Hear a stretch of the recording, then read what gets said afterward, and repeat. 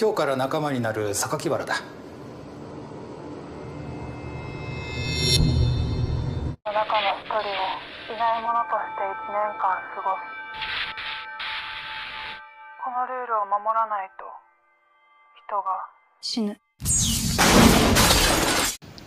Halo sobat pecinta film, bagaimana kabar kalian? Aku doakan semoga sehat selalu ya. Kali ini aku akan membahas alur cerita film Another Live Action, yang mana film ini merupakan adaptasi dari anime dan novel yang berjudul sama. Oke, daripada penasaran, yuk kita langsung aja ke alur ceritanya ya. Film ini berkisah pada tahun 1958 di kota Yomiyama. Diperlihatkan seorang pria bernama Sakakibara Koichi sedang menderita sesak nafas dan sedang dilarikan ke rumah sakit. Dalam koma, Koichi bermimpi bahwa dirinya bertemu dengan ibu kandungnya yang sudah meninggal sejak 15 tahun yang lalu. Saat Koichi hendak menghampiri ibunya, tiba-tiba ada seorang gadis memakai penutup mata yang menahannya. Koichi pun terbangun dari mimpinya. Saat Koichi sedang berjalan di lorong rumah sakit, ia melihat gadis yang sama seperti di dalam mimpinya. Gadis itu berwajah dingin.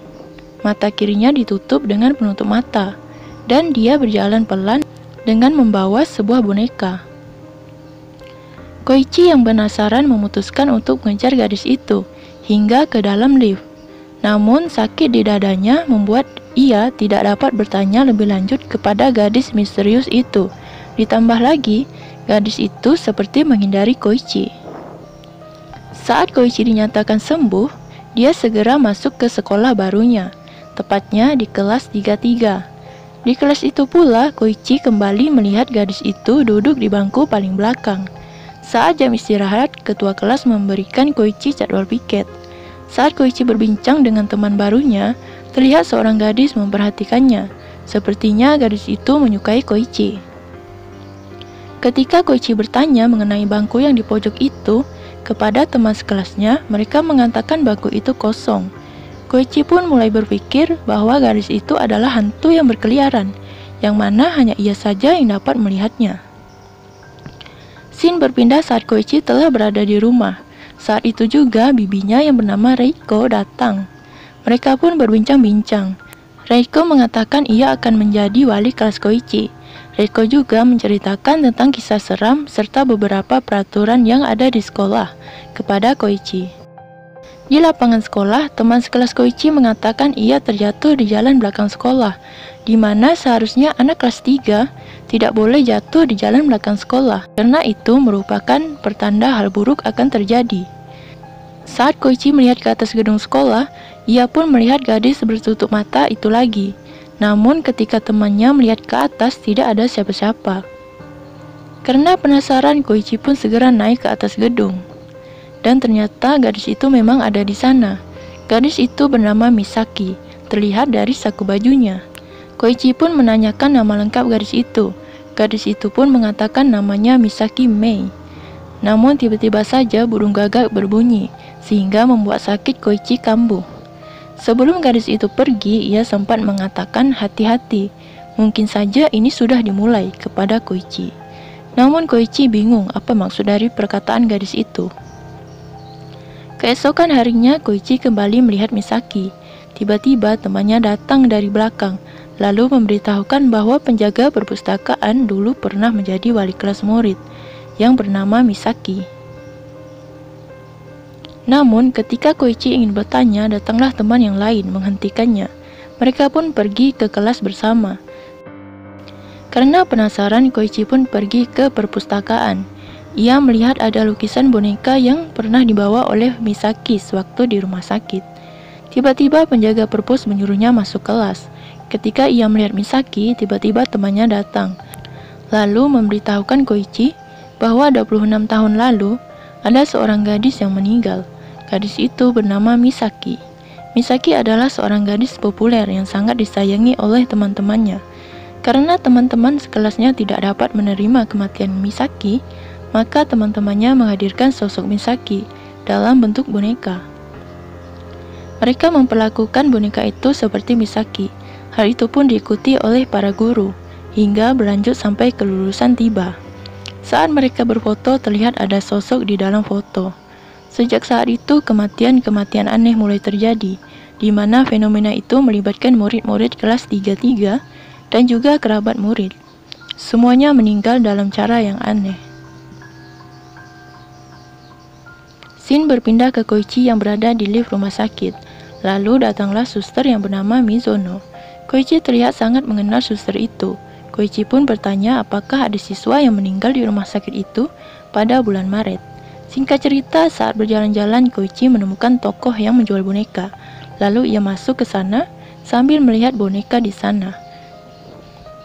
Tiba-tiba datanglah Misaki, yang kemudian membuka penutup matanya. Koichi pun heran melihat mata Misaki seperti mata boneka. Saat di sekolah, Koichi terus mencari tahu kebenarannya. Sakuragi berusaha menghentikannya dan mengatakan jika Koichi terus mencari tahu lebih jauh, mungkin saja akan ada orang yang mati. Namun Koichi tak memperdulikan hal itu. Koichi pun pergi menemui Misaki.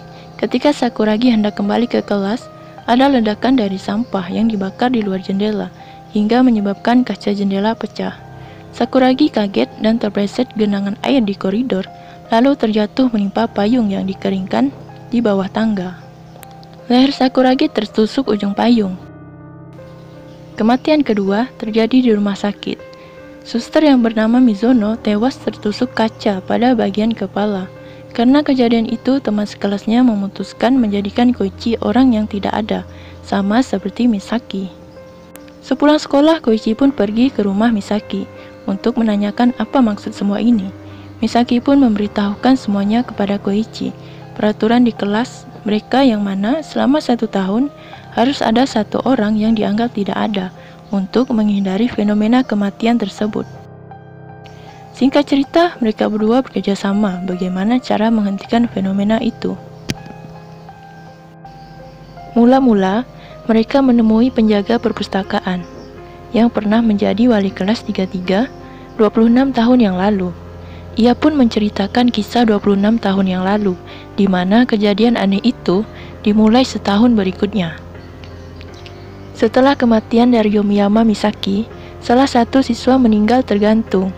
Hal itu pun terus berlanjut pada bulan-bulan berikutnya, yang mana hal itu hanya terjadi kepada siswa kelas 33, serta kerabat mereka. Setelah acara kelulusan, ia baru menyadari ada bangku yang lebih.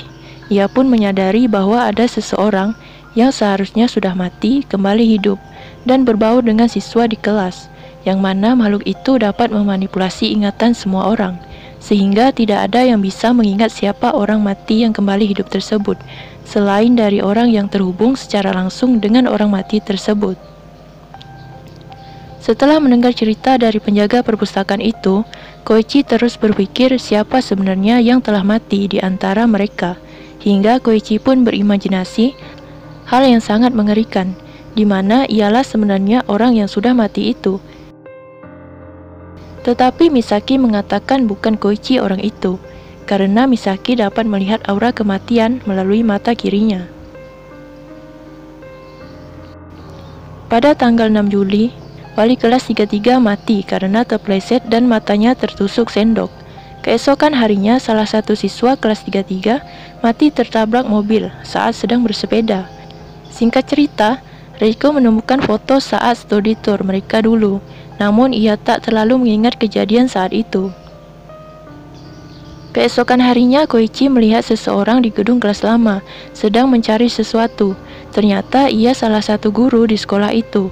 Setelah guru itu pergi, Koichi bersama Misaki pun masuk ke kelas itu. Tanpa sengaja, HP Koichi terjatuh. Lalu ia menemukan sebuah kaset rekaman di bawah meja. Koichi dan Misaki pun mendengarkan rekaman suara Matsunaga dalam kaset itu, yang mengatakan bahwa ia pernah membunuh seorang siswa kelas 33 sewaktu study tour. Namun setelah kejadian itu, tak ada seorang pun yang mengingat siswa itu. Matsunaga pun berpikir bahwa siswa tersebut merupakan orang yang seharusnya sudah mati yang kembali hidup. Sehingga ketika siswa itu mati, keadaan kembali normal dan fenomena itu pun terhenti. Koichi dan Misaki pergi menemui Matsunaga, namun ia tak ingin mengingat hal itu, yang membuat ia memotong jarinya sendiri karena merasa bersalah telah membunuh teman kelasnya sendiri, walaupun orang itu merupakan orang yang seharusnya sudah mati yang hidup kembali. Keesokan harinya, Reiko mengatakan kepada seluruh siswa kelas 33 untuk berhenti menganggap Koichi dan Misaki sebagai orang yang tidak ada, karena walaupun hal itu dilakukan, fenomena itu masih tetap berlanjut. Reiko memberikan cara lain, yaitu dengan dilakukannya study tour oleh seluruh siswa kelas 33.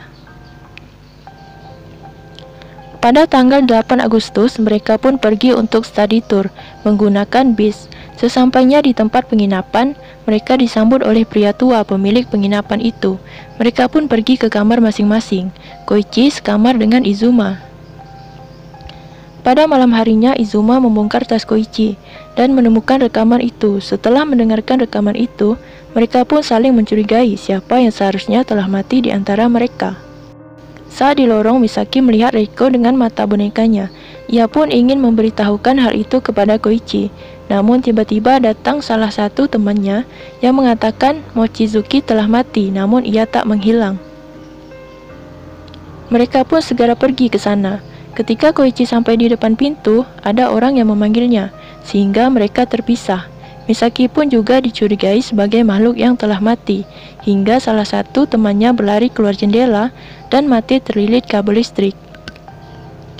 Melihat hal itu, Misaki pun berlari, namun dikejar-kejar oleh wanita yang ingin membunuhnya. Saat adegan kejar-kejaran, kepala wanita itu putus terkena tali perahu. Di sisi lain, Koichi ingin dibunuh oleh Izuma, hingga pipinya terkena pisau. Untungnya Misaki datang, lalu memukul kepala Izuma. Mereka berdua pun segera pergi dari sana. Saat itu juga, tabung gas meledak hingga menyebabkan kebakaran. Semua siswa di sana pun berlari keluar untuk menyelamatkan diri. Di dalam penginapan, Misaki mengatakan Reiko lah orang yang telah mati tersebut. Koichi yang mendengar hal itu tak percaya dengan perkataan Misaki. Ketika Misaki ingin membunuh Reiko, Hibiki Sensei menghentikannya hingga membuat Misaki terjatuh. Reiko pun berlari lalu dikejar oleh Hibiki Sensei. Ia pun menanyakan kenapa Reiko kembali hidup ke dunia ini lagi, namun Reiko tak menjawab. Misaki melihat aura kematian keluar dari tubuh Reiko menuju ke Hibiki Sensei, dan benar saja Hibiki Sensei pun terjatuh ke dalam kobaran api. Koichi berusaha menyelamatkan Reiko, namun Reiko meminta untuk melepaskan tangannya.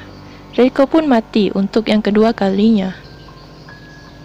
Setelah kejadian itu, tak ada orang yang mengingat Reiko selain Koichi dan Misaki. Mereka berdua pun membuat rekaman untuk memperingati adik kelas mereka tentang fenomena itu. Pada bulan April tahun 2012, masuklah siswa baru di kelas 33. Lalu diperlihatkan wali kelas mereka, ternyata Hibiki Sensei, orang yang telah meninggal sebelumnya. Dan film pun berakhir. Oke, sekian review pada hari ini. Terima kasih sudah menonton. Mohon maaf atas kekurangan dalam pembahasan film. Bagi kalian yang suka dengan channel ini, silakan di subscribe ya. Bye bye.